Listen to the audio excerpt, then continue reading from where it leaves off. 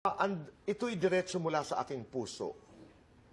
Ano ang pinaka-importanteng leksyon ang natutunan mo sa naging relasyon mo kay Aljur?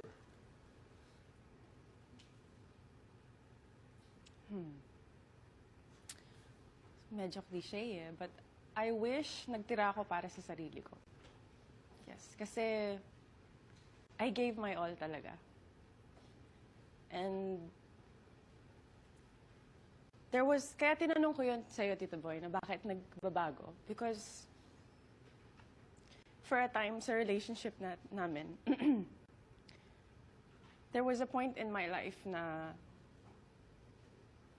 di ba, dadaanan nyo talaga as people in relationships who go through, struggles. Yes. Meron talaga, kasama talaga yun. But because I made the promise of marriage, even if, sabi ko sa sarili ko, okay, if I'm unhappy now, and magiging ganito na yung setup namin, paglalaban ko pa rin para sa mga anak ko.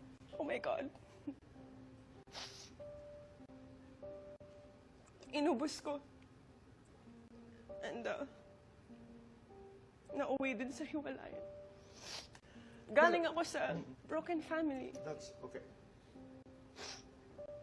So, ayokong matulad. Like, I hate it when people say, artist na yan, palit-palit lang. Like, that's their life. Like, ganun talaga yung style ng mga artista when it comes to relationships. But people don't know how much it hurt me. And that's unfair. It's very unfair and I wanted more for my kids talaga.